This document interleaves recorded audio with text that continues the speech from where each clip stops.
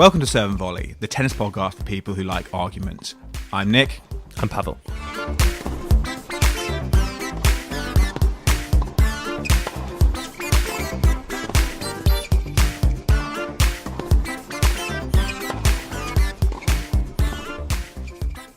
So this is a brand new show and you're listening to the first episode. So it's a great privilege to have you here. It's a great privilege for you to be here, I imagine.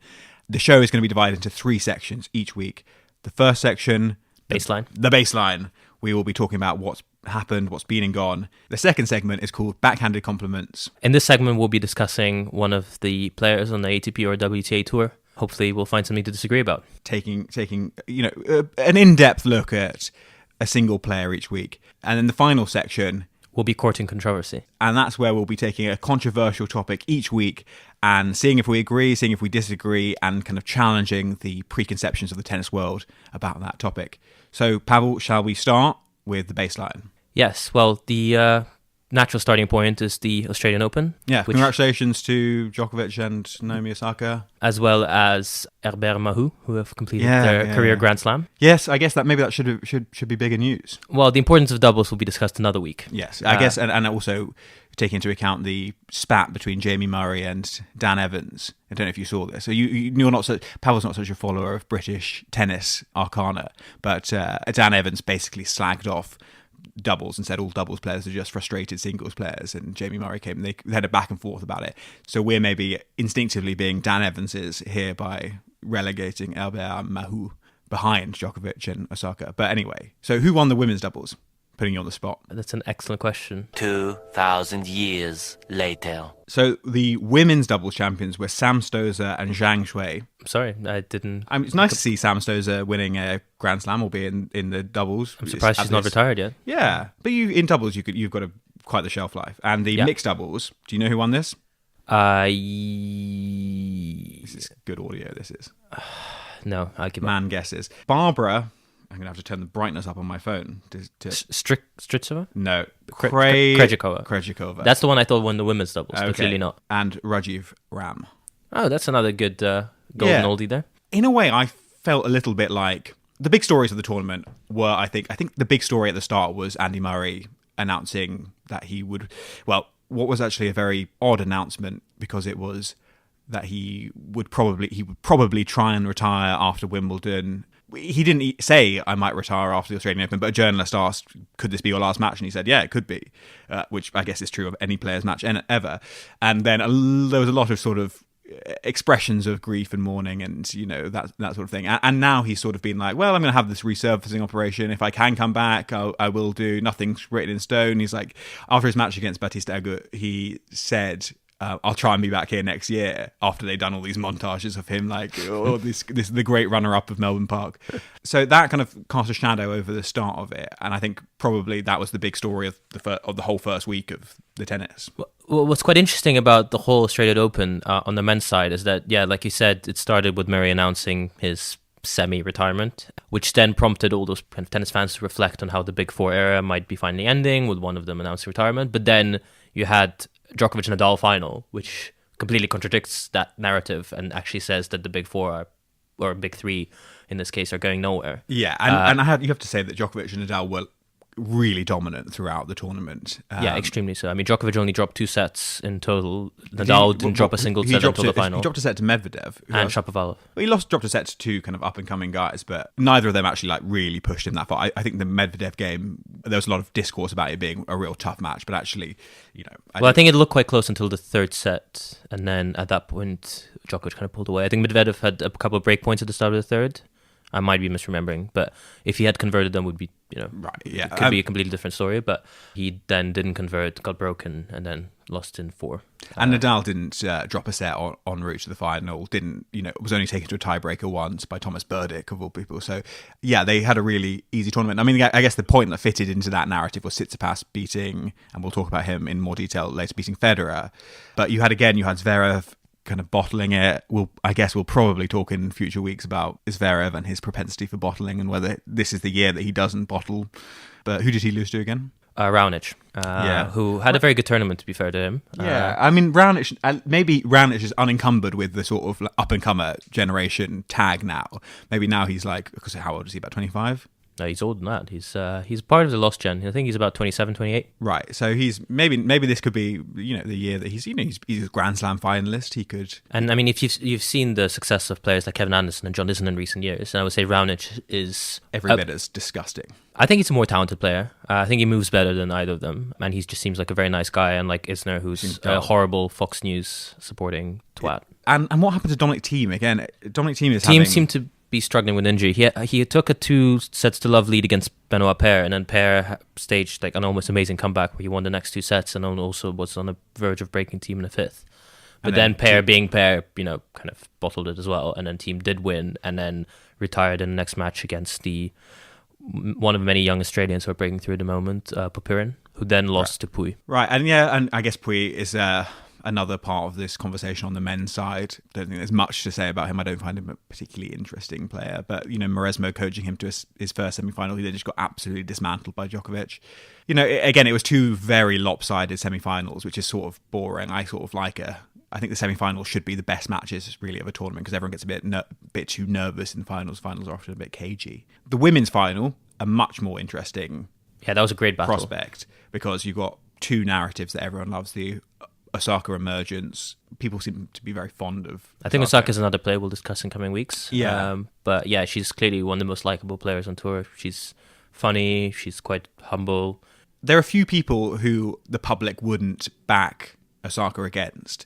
And Kvitova is maybe one of them, just because of the whole what she's been through and what she's recovered from. And it's sort of, when we talk about on the men's side, like Murray and Djokovic and Nadal kind of battling through these sort of injuries. I mean, the story of Kvitova reaching this year's Australian Open final is sort of much more remarkable than the sort of wear and tear of a knee on a 32-year-old man who's been playing top-level professional sports. I mean, getting stabbed in the hand. Yeah, and if you've seen the picture, it's quite graphic. But I mean, if you looked at that and you didn't know any context, you'd think that player would never play again. And it was her dominant hand as well. So even reaching the semi-final for her, she already said was a massive achievement. I remember she was crying in the post-match interview with Courier. Yeah, I mean, she fought well in the final. In the end, Osaka proved a bit too much. It was a good final. It was a good final. Ebbed and flowed, which was nice. And it sort of, I think historically, the winner of the first set in a best-of-3 set final just has a huge advantage. But sort of when that second set, when Kvitova came back into it and took that second set, you sort of felt like maybe this would... Osaka also got broken at the start of the third. Right, so at that point, it really looked like she was going to bottle it. Yeah, there was quite a lot of exchanging of breaks in the second as well, wasn't there? Yeah, I mean, women's tennis is never particularly serve dominant, although Osaka, I think, is probably one of the best servers on tour in terms of stats. And the men's finals, we didn't really even mention it because it was such a non-event. Yeah, I mean, it was billed as, this exciting, 53rd meeting, I think, between the two, record in world tennis. And, Djokovic has dominated. I was quite surprised because going into it, I actually would have given Nadal the edge just because of how dominant he'd been throughout the tournament. But I guess Nadal had a much more forgiving draw. He did have to defeat some next-gen stars in Tiafoe and Tsitsipas, and he did that very casually. But for both of them, it was the first time at that stage of the tournament, so... Maybe if you beat Tiafoe in like 2-3 years when Tiafoe's made like 4 or 5 Grand Slam quarterfinals, it's a different story. But I think Tiafoe was probably quite happy just to be there. He's now top 30 in the world. That's also a good story because I don't know if you know, Tiafoe's dad worked as like a janitor for a tennis club. To wrap up the baseline then, finally, that's 2 in a row for Osaka, 3 in a row for Djokovic. Are they going to dominate the slams this year? I would say no. I think Rafa is as ever the favourite for the French Open. And on the women's side... And Federer playing a clay court season this year for the first time in a couple of years? That's interesting. I don't think it's going to trouble Djokovic much, but Federer probably feels the need to play more tournaments in order to stay in the top 5, because at the moment he's behind Kevin Anderson, which is disgraceful. I think we can all agree. Yeah. And sad. And anyway, before I start crying, we can... and Osaka? Osaka, I mean, she's great, but she's still quite young. And in WTA, since Justine Henin retired, you basically haven't had many players. Kerber had that really amazing season, but it's very rare for a player to actually have a year where they win more than one slam. Well, who was the last person other than Serena to win 2 in a row? Oh, 2 in a row must be ages. I really can't think of one. I mean, Lina hasn't done it, Kvitova hasn't done it. Yeah, I think it would be like Justine Henin in the mid-noughties. Yeah, I mean, great for Osaka. Like we said, she's very likable, plays entertaining tennis, doesn't grunt. Neither did Kvitova. I think that's that would one of the things that made the final really enjoyable for me. But grunting could be a discussion for courting controversies another time. So yeah, I mean, a bit of a disappointing men's tournament in the end. Too dominant by Djokovic and Nadal without the kind of epic final we were promised. On the women's side, quite a good tournament, I would say. Good narrative. On that low-key note, that's the end of the baseline.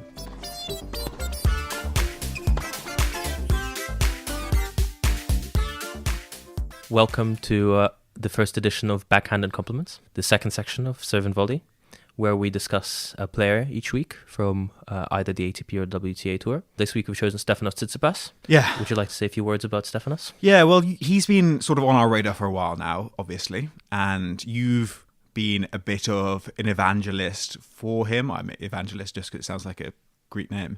And I guess this was his breakthrough tournament, the Australian Open, reaching the semi-finals. I have to say that the Australian Open last year, you had Kyle Edmund and Hyun Chung in the semi-finals, and neither has kicked on at all. Tsitsipas seems a different proposition. He seems to be the best young player on the tour, really, right now. Would you agree?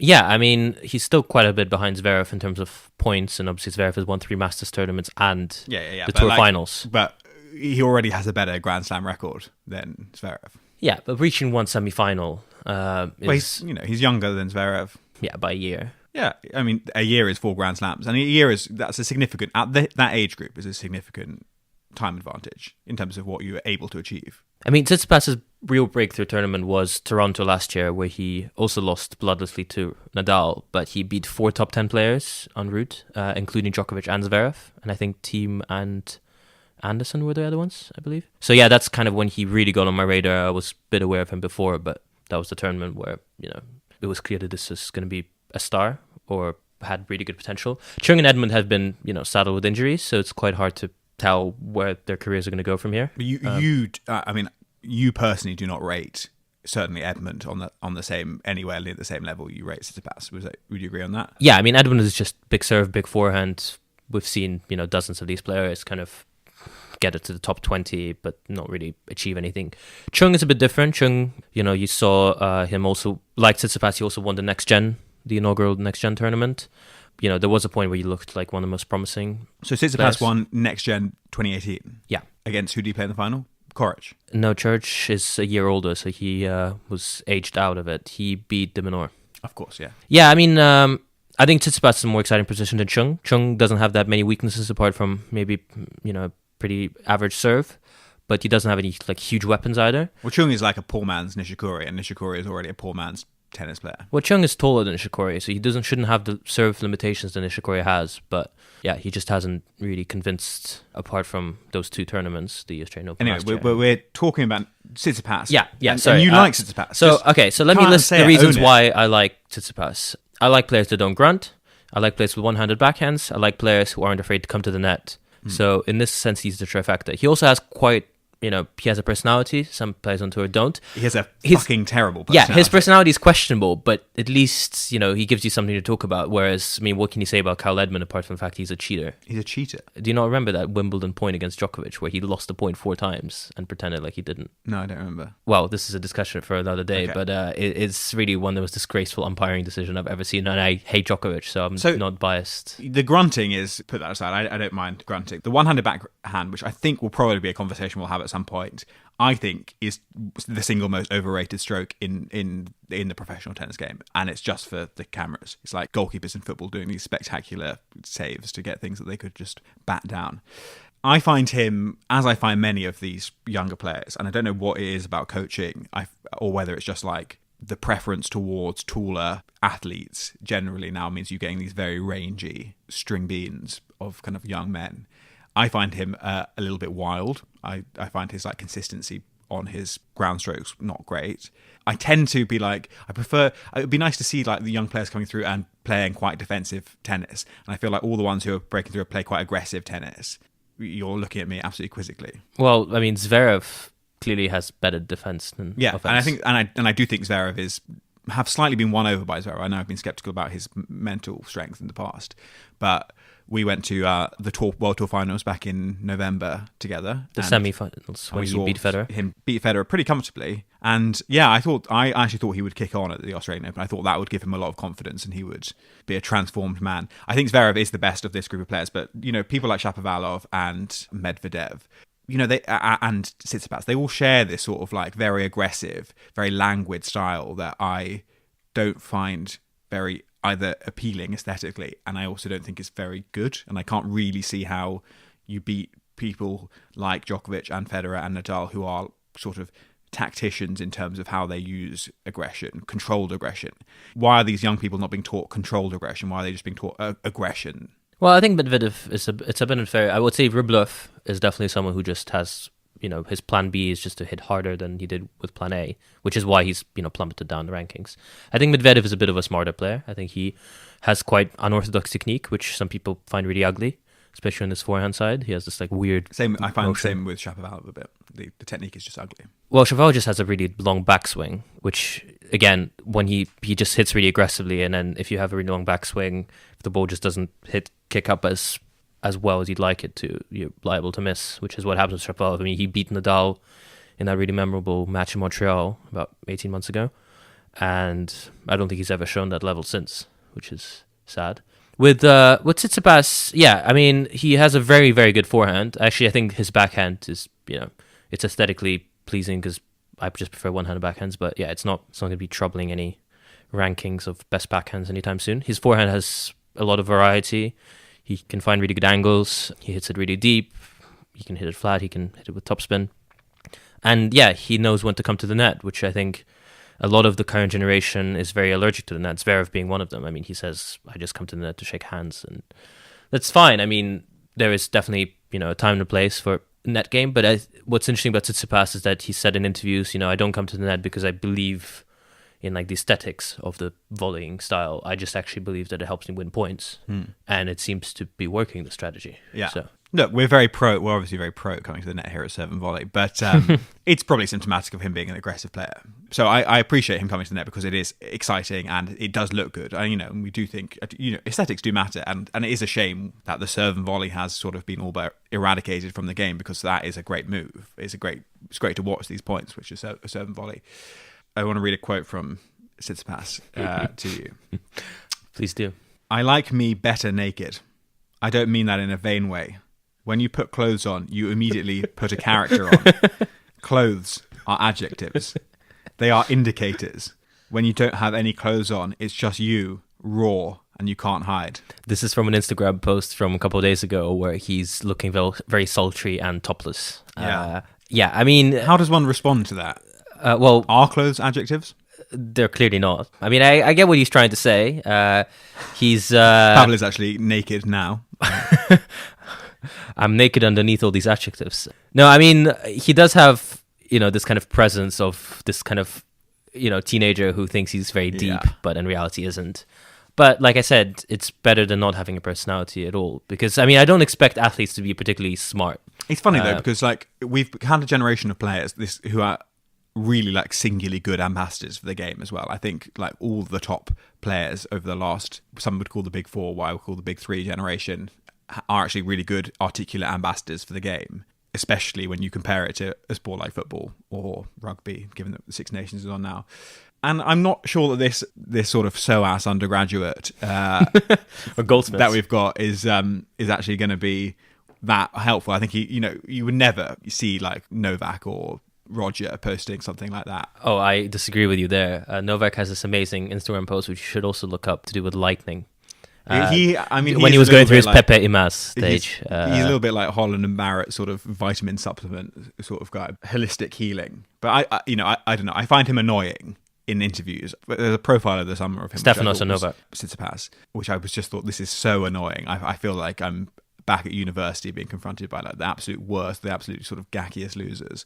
But fair play to him. He does seem like he's kicking on in terms of his tennis. He does have a bit of a tennis brat vibe around him when things aren't going his way. Not as much as Zverev, but which we do. There's no harm in that. Everyone likes a brat. We both like Kyrgios. Oh yeah, and Kyrgios. Yeah. We like our tennis brats. Talking of rich tennis players, and Fonini is another great example. Yes, we'll maybe discuss our rankings of who the richest brattiest players. Yeah. So, final thoughts on Tsitsipas? Is he a serious contender in Grand Slams this year? I think, or is he just another person waiting for people to retire? I think, yeah. It's a shame that it seems like the next gen is kind of a bit of a marketing hype, and really at this age they should be beating 32-year-olds like Rafa, but they're not even coming close to it, not even taking a set off him. So I think Tsitsipas is probably one of the front runners of the pack. And yeah, his personality is a bit annoying. But when he beat Federer, did you not think there was no part of you which was being like, this is something of a changing of the guard? Well, Federer also lost to Millman, to be fair, at the US Open. I mean, Federer does have this like freak loss in him at the slams. So unfortunately, Federer of like 2018, 2019 is not the same player that he was in like late 2017 when he just was super aggressive. And it seems like, he couldn't really put a foot wrong. You're talking about Federer when you're this just illustrates my point. You can't resist talking about Federer. Federer, yeah, I mean, I'm obviously a stan, but Federer does have a freak loss in him. So when he lost to Tsitsipas, that wasn't necessarily indicative of anything. Of course, it's hard to beat Federer and Nadal in the same tournament. Very few players have actually done it. I think he was slightly overwhelmed by the occasion. So hopefully next time he's at that stage, he will at least. Maybe he shouldn't be wearing all those pesky adjectives. I think it would be illegal to play naked, but maybe it's Australia. There, you can get away with most things. Certainly at Wimbledon. So yeah, I think he will make another quarterfinal at Wimbledon, the USO, but I don't think he's a slam winner. Not this year yet.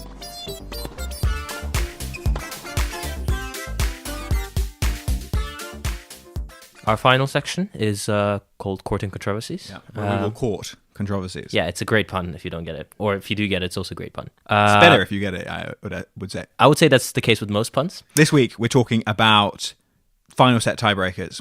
This has been in the news because the Heathens down in Australia introduced it this year, just sort of at about a month's notice introduced it. And I don't know if you saw Katie Bolter. Again, Pavel doesn't follow English tennis very closely, British tennis, I should say, who in her first round match, third set tiebreak, she got to 7, celebrated, thinking she'd won. Well, she didn't celebrate. She just, I think she won the point at the net, and then she kind of just waited there, expecting the opponent to come and shake her hand. I think it was Makarova, and obviously she didn't, but she still won the match, so, no harm done. I think she was very lucky to win the match, because you have to really get your head back in the game. I remember once, as a child, in rugby, sprinting past everyone, running to score a try, putting the ball down, scoring a try, and then discovering it was the halfway line, not the try line.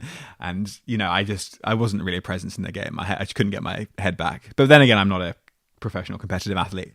And then Wimbledon has also announced final set tiebreaks at 12 all. Well, that was before the Australian Open announcement. Right. And Wimbledon was kind of at fault for this change in the first place, because the US Open has always had final set tiebreaks, but Wimbledon had these ridiculous marathon matches. Anderson, Isner followed by, and Djokovic, Nadal were both very long matches. And then the final was a bit of a damn squib in the end. Yeah. I get that you want to protect players' bodies and also give maybe the broadcasters a bit more of a certainty on how long a match is going to last. So there's a commercial aspect to it as well. I think personally it's a shame, because some of the greatest matches in history. So Roland Garros still has. Well, Roland Garros isn't as serve dominated, so I don't know the stats, but I imagine Roland Garros has very few matches that go past 9-9 in the fifth anyway. But is there an expectation that they will follow suit this year, or is it? I think they might just. I think the French are quite obstinate. I guess if they see everyone else doing something, they don't feel the need to follow suit. Well, also, it's the funny thing is at the moment each slam has a different rule. So the Australian Open plays to 6, and then the match tiebreak is like a super tiebreak, like you have in doubles on the tour, which is first to 10. Wimbledon has 12-12, and then first to 7, and US Open just has normal tiebreak like in any other set, first to 7 at 6-6, which I've always disliked, because you had that amazing match between Nadal and Thiem at the last USO, which then just ended up with Thiem putting an overhead into the net, and the match was suddenly over. It just feels like quite anticlimactic to. I mean, some people think that tiebreaks are more dramatic and more climatic, and they think the value of each point is higher. But I think there's something to be said that if you've already been playing in court for like 3-4 hours, that you should have a bit of daylight between you and the opponent to really justify going through. And if you're tired in the next round, well, you make your own luck. Isner and Anderson, Anderson is not a great returner, so that's why he couldn't do anything on Isner's serve, and that's why he was completely knackered in the final against Djokovic. I have no sympathy. I also think that watching Djokovic and Isner play in any format would be horrible and dull, and should be somewhere in the Geneva Convention on a cruel and unusual punishment. Yeah, I mean, in that case, it was sort of been like that shouldn't have been a Wimbledon semi-final anyway. The fact that the victor was punished for it is just they can only beat the players put in front of them, but Jesus Christ, as viewers, I think we sort of probably agree on this. It's funny because in football, the Carabao Cup this year started doing after 90 minutes going straight into penalties, and I think we can all pretty much agree that we like that because extra time is awful in football. Well, extra time rewards the team with a deeper bench, so having penalties straight after 90 minutes is probably more equitable. It's 30 minutes, which is too long for one. It's really defensive. Everyone just doesn't want to lose. Everyone's knackered. They don't want to lose. Everyone thinks that they got a boxer's chance if they get to penalties, but they don't want to lose in extra time. So extra time is never good. I can't remember the last time I saw like a good period of extra time. Well, I think extra time is only good when the stakes are really, really high, and then you kind of don't mind the drama. Even if the quality of the match drops a bit, you don't mind the drama continuing. And I mean, in the 2016 Euro final, for instance, when Portugal beat France in extra time, it was such an unexpected result. I was rooting against Portugal because I hate Ronaldo and I hate Pepe, but different sport. But it's quite nice to have the drama extended for 30 minutes if it's the Euros final. It's a huge match. Yeah. Going straight to penalties would feel a bit anticlimactic. Yeah, perhaps for like the World Cup final or the European Championships final for like the third round of the Carabao Cup. Yeah. But in tennis, I sort of think it's a shame. I sort of think it's a slight shame. We'll probably maybe talk about this in a future episode, but I'm not a huge fan of Hawkeye, which I realise is absolutely me Knut railing against the tide. But I sort of feel like it's a little bit, what next? Will they be allowed to wear yellow at Wimbledon? I like that there is basically some sort of odd quirks of tradition to like the Grand Slams that make the Grand Slams feel like weird monoliths from history in the midst of all of these tournaments that are all kind of doing different things. Like what's happened to doubles sort of without me even really noticing it in like competitive ATP doubles or WTA doubles. Yeah, it's been turned into like an exhibition. Every match is just like an exhibition match. Like they don't feel like they're serious. Well, they're just filler, right? Because you have the whole, a deuce, you pay the deciding point, receiver's choice, and then at one set all, you play the super tie break. So it just all feels very truncated. And even, I think it's kind of had the opposite effect of what it's meant to have. People thought that if you shorten those matches, they'll become more exciting, when in fact it just makes them seem less significant, and then I think people follow doubles less than they used to. It's sort of like with cricket and 2020. It's sort of like the pop version of the sport is sort of slowly cannibalizing the rest of the stuff. You've got like things like the Davis Cup being replaced by something which is a much more like populist format. You've got like things like the Laver Cup. I mean, I know they're scrapping the Hopman Cup, but things like fast tens where like the prize money is the same as a Masters 500 or more for an afternoon's work. And I know there have been historically attempts to make like team tennis a thing and like the formats of these things to make them more mainstream for people who are not serious tennis fans, but it does feel like there's just recently in the last 12-18 months been a lot of changes implemented very quickly to erode slightly a lot of the kind of like the slightly more frustrating aspects of tennis. And I also just think that like the argument that at 18-18 in a fifth set you're just not playing good tennis is like fair. Obviously they're playing absolutely garbage tennis, and if you watch bits of like the Isner Mahou match, it is just terrible. I mean, they are playing awful tennis, but where does that end? Are we trying to like reduce and refine the game until you get the best tennis? Because the best tennis isn't going to be played in a 5-set match. The best tennis probably isn't going to be played in a 3-set match. Something like the fast tens is a format much closer to what actually initiates kind of good, quick, watchable, aggressive tennis. I mean, it's the tactical element where there are the kind of slow ebb and flows of the game are what are sacrificed by trying to make it more condensed and snappy and broadcast friendly and all these things. Well, I think the cricket comparison is interesting because, in both cases we're dealing with very traditional sports that are trying to compete in, our kind of media savvy, saturated age when, you have 18 sports to choose from on TV. And I think that they're kind of, in a way, eroding their own appeal because certainly with cricket, the tradition is what, keeps it a cultural monolith. T20s are still less exciting than a basketball match or something in terms of, pure action. So I think it's good for certain traditions to prevail. I think your anti-Hawkeye attitude is a bit weird because it is very entertaining rewatching those John McEnroe, losing his shit because, a linesman judged him long when, chalk kicked up and it was on the line, bang on the line, whatever, you're at pits of the earth. But ultimately, Hawkeye adds a slight element of tactics because you have to remember when to use your challenges, and I quite enjoy it. Whereas with tie breaks, especially on the women's side, I have to say, I mean, what the US Open does is absolutely baffling because it means that any women's tennis match on the tour is exactly the same as the US Open match. There's literally no difference. The only thing is that they have on-court coaching on the WTA, but they don't in the slams. But the format is exactly the same. You still have, 3 sets, and at 6-all you play a tiebreak to 7. So what's the difference between a US Open match and, a random match in St. Petersburg or Wuhan or whatever? So I do think it's good to have the slams set apart. I think probably Wimbledon has a pretty decent compromise because after 12-12, like you said, the best tennis isn't going to be played at that point. But I think the Australian Open went too far because if you play a tiebreak at 6-6, you're not going to have, great matches like Gilles Muller against Rafa Nadal from a couple of years ago. I thought that was actually quite high quality until the end. Or, Federer-Roddick, 2009 final for obvious reasons. Although those are Wimbledon matches, but I'm sure I could think of some great Australian... Like Djokovic-Wawrinka went to, I think, 13-11. We are being robbed of some great tennis. And the attempt to make it more appealing and more exciting might be backfiring. Okay, well, that's all for Court and Controversy this week, which we agreed on, which is a terrible sadness. We'll promise to disagree in the future. So finally, a look ahead. What's coming up, Pavel? You know what's going on. I don't actually know this weekend is Davis Cup weekend, so not much happening on the men's tour. Women are playing, some... Are there any big Davis Cup teams in danger of relegation from the World Group? This is the qualification for the tournament. Right. So the tournament will still... It's going to be a different format, which, in my opinion, is an inferior format. Maybe in discussion for another day, but I think you still have these kind of qualifiers to then determine who's going to be playing in September.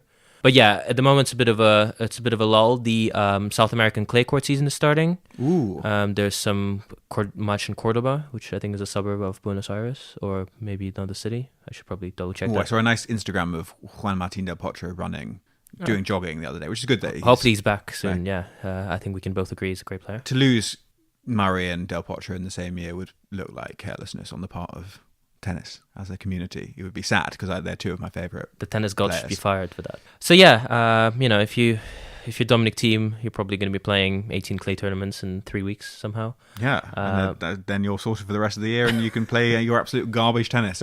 But yeah, I mean, I'm excited for Rotterdam and Dubai just to kind of see, and Acapulco, just to see, whether the Australian Open was a conclusive kind of, Djokovic and Nadal are going to dominate, or whether maybe some of the other players were disappointing. I would say Khachanov, after winning Paris, I expected more of him in the Australian Open. Me too. Who did he lose to again? He lost to RBA as well, same as Murray. But I mean, that's a tricky draw because Baptiste Agut came into the Australian Open with very good form, having beaten Djokovic in Doha and all that. So fair enough, that was just kind of a coin flip. Well, we'll see you again next week. If you have any thoughts or comments and you want to give us money, email me, nick@podopods.com. This is a Podot podcast.